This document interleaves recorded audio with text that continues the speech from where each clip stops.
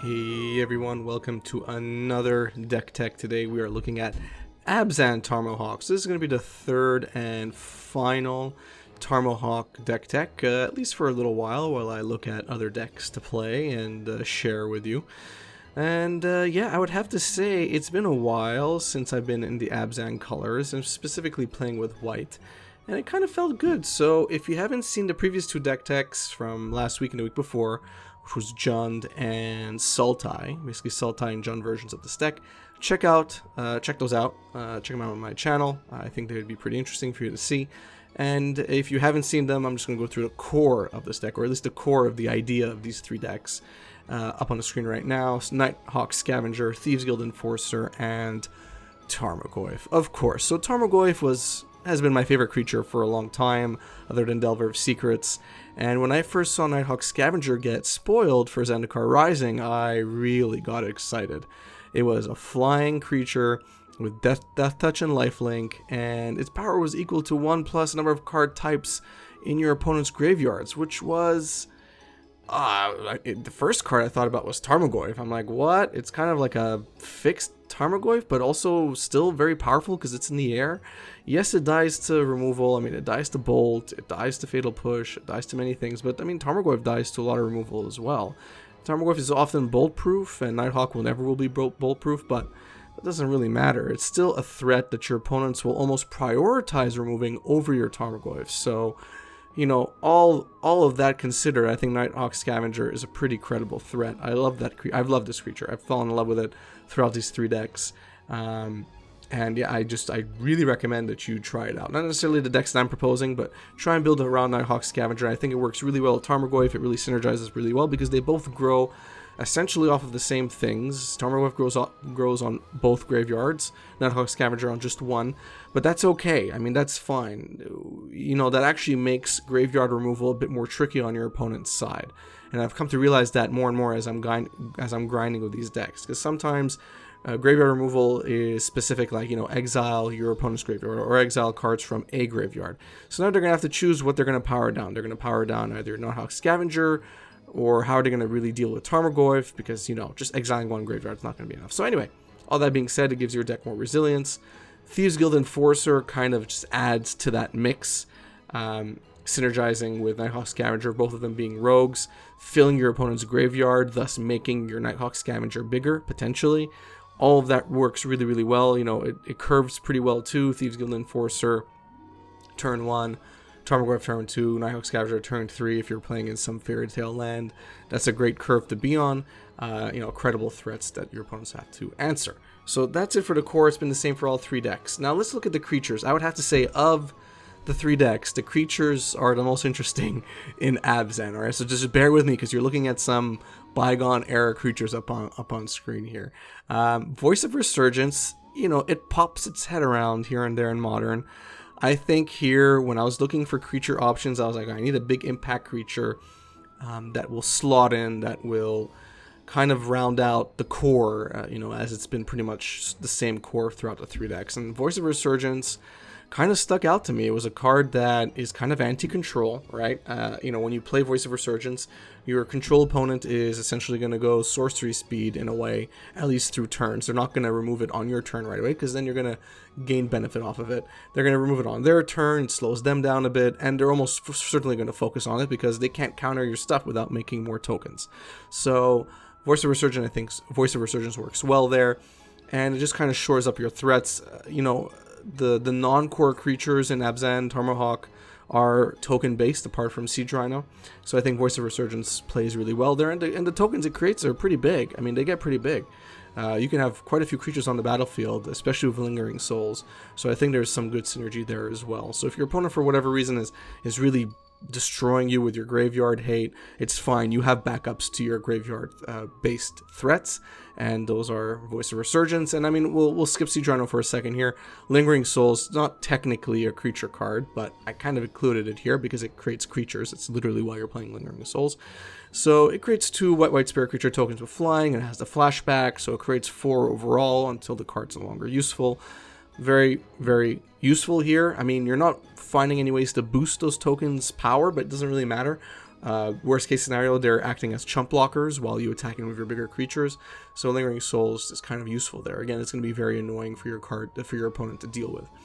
So I think that works well there. Oh, and of course it makes your Voice of Resurgence tokens bigger. So there's that added benefit. Siege Rhino, though, I mean, I know we're talking about 4 years ago here, maybe a bit more. I think it was around 4 years ago where Siege Rhino was the thing. And I mean, looking at it now, for 4 mana, you're getting a 4/5 trample, and when it enters the battlefield, you gain 3 life and your opponent loses 3 life. Let's compare that to Uro for a second. Let's just pretend that Uro just costs 4 mana, and there's none of that escape stuff. So for 4 mana now, you're getting a 6/6, no trample, which is relevant, okay, because it can get chumped by anything. And when it enters the battlefield, you gain 3 life, you draw a card, and you put a land card from your hand onto the battlefield. I don't know. Which one's more oppressive? I guess if Uro just cost 4 and didn't have the escape, it just came onto the battlefield, I think it would still be pretty rough as a creature, but I don't think it actually would be that annoying. I think most people are annoyed that you can play it 2 times. Anyway, irrelevant. Siege Rhino has actually worked pretty well. I really like it here. Again, it's not dependent on the graveyard. It comes in, gives a 6-point life swing, and it has trample as well, so it can get through creatures, and that's really important. You really need more reach in decks that don't play red, because you don't have lightning bolt, you have no burn that goes directly to the face. So being able to make your opponent lose 3 life and also potentially trample through their creatures, very, very relevant. 3 of is perfectly fine. It's a nice little finisher. Again, hard to remove. Bolt's not going to touch it. It needs to be Path to Exiled, essentially. It needs Fatal Push with the Revolt trigger. Or it needs, other 2 mana removal spells to really kill it. So I think Siege Rhino plays pretty well in this mock-up of a deck. So let's switch over to removal, Fatal Push, like I was just saying. Yeah, still playing 2 of, pretty much been playing 2 of in all of these Tarmohawk decks. I think it's perfectly fine, especially when you're playing white and you have access to Path to Exile. I mean, let's be honest here. Path to Exile, it's one of the best removals, in my opinion, in modern, in most formats where it's legal. I mean, okay, well, it's not true. It's not so true in Legacy and Vintage, but at least in modern and above, Path to Exile is very, very powerful as a removal card. You're ramping your opponent, but you're getting rid of any creature. Indestructible doesn't matter. It doesn't matter how much power and toughness they have. They're essentially going away as long as they're not hexproof, and that's really important. So Path to Exile is a very powerful removal card. When you have it in your hand, you're pretty confident you're able to remove anything you want. And yeah, when you're playing 4 of, you don't need so many Fatal Pushes. Kaya's Guile, I was kind of overhyped a bit about Kaya's Guile. I was playing more than 2 when I first started with Abzan Tarmohawk, and now I've scaled back to 2. I was playing with 3 or 4 at one point, which was a bit intense, so it was too much. 2, I think, is fine. It's kind of like the Kulgan's Command of Abzan, at least in this case. It's pretty useful. In different scenarios, all of its abilities can come in very handy. And it also has Entwine, which is, if you go really long game and you have 6 mana burning a hole in your pocket, then go for it. You can pay the Entwine cost and do all four things. I mean, why not? But yeah, I think Kaya's Guile, we can play it in this deck, and it kind of works out pretty well. Cantrips, all we got here is Mishra's Bauble. It was true for Jund as well, and again, you're increasing the size of your Tarmogoyf as well if your opponent's not playing artifacts, and you'll be able to draw a card for free, essentially, and being able to, potentially get rid of a card from the top of your deck that you don't want using fetches and Mishra's Bauble together. So I think Mishra's Bauble, again, works pretty well here, and we have space for it. The discard, so unlike the other 2 decks in this series, I'm playing 4 Inquisition of Kozilek's, going really hard on the discard.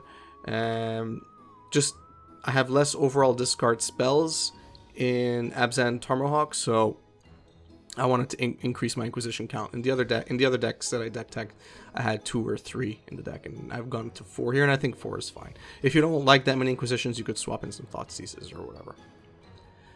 Lilian of the Veil, of course, great card here. Don't know what you need me to say about Lilian of the Veil. Pretty powerful Planeswalker, one of the most powerful in Modern, and probably one of the most powerful ever printed. I don't think I'm crazy to say something like that. And 3 of works perfectly fine in this deck. Being able to force your opponent to sacrifice has come in handy. You'll see that in the matches I'll be posting up. And of course, this card works as well because it helps build their graveyard. So there you go, you got that. The lands, same carbon copy template in this case, except I'm playing 19 lands, so I'm playing a bit more. I'm playing one more land here than in the Jund version, I believe, or at least in the Sultai version. 19 lands to kind of pay for the slightly higher curve costs of this deck. So the average CMC is slightly higher, so I felt like 19 made a little more sense. You do need more mana to kind of play around with your spells, especially when you want to cast Ringing Souls and flash it back and do other things. So for that reason, I've increased the count by 1, and using my normal template for having a rock solid mana base, the 19th land has been a Concealed Courtyard, which essentially comes into battlefield untapped if you have 2 or less other lands, which is useful enough.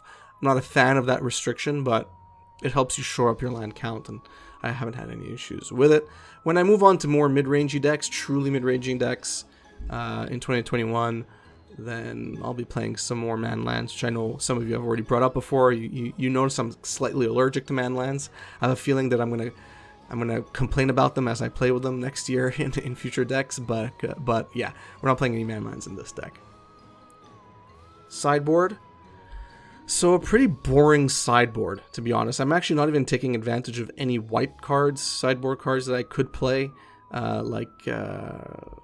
well, I was about to say like graveyard hate cards, like Rest in Peace, but actually Rest in Peace is horrible for this deck.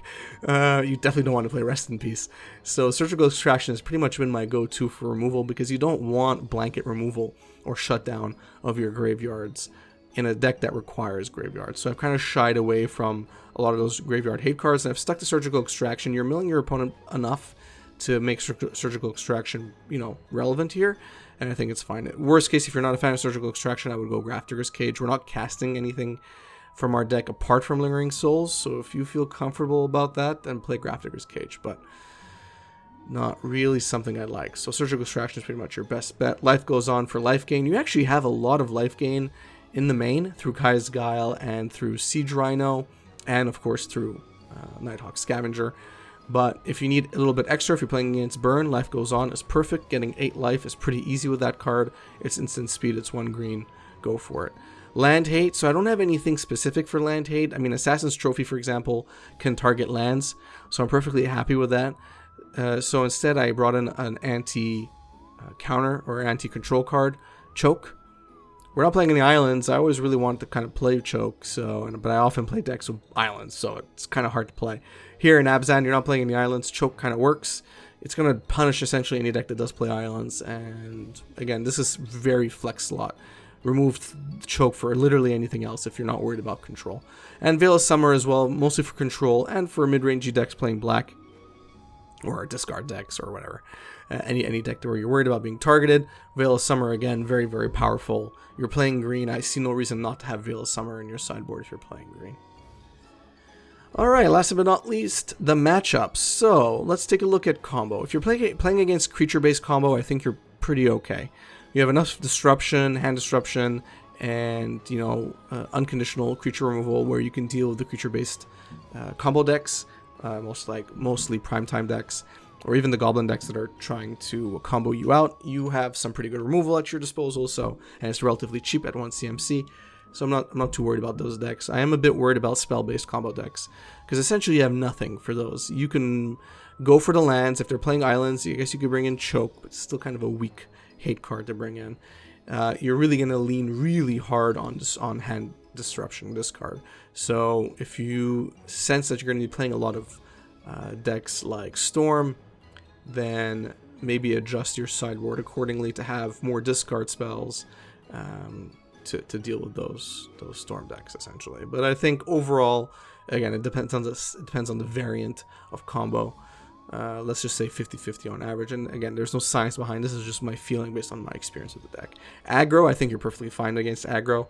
Yes, your creatures as a whole cost a bit more, but they are a lot more high impact.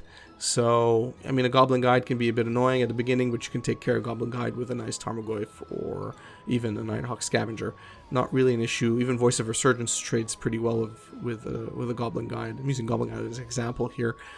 You can replace that with anything else. So I'm not too worried. And of course, Siege Rhino for aggro decks is just a big pain.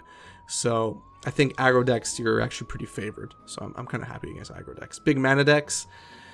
Again, if it's Eldrazi Tron, I'm less concerned against playing Eldrazi Tron decks. If it's more, Planeswalker based Tron, where they're heavily relying on Karn and Ugin to kind of finish you out, well, yeah, that's going to be tough. It's going to be tough. Again, you're going to probably not want to play Inquisition of Kozilek. Maybe have some Thoughtseize in your side and bring in more removal that's unconditional. So Assassin's Trophy would be an option there as well, to be able to remove Planeswalkers at instant speed and not having to worry about them.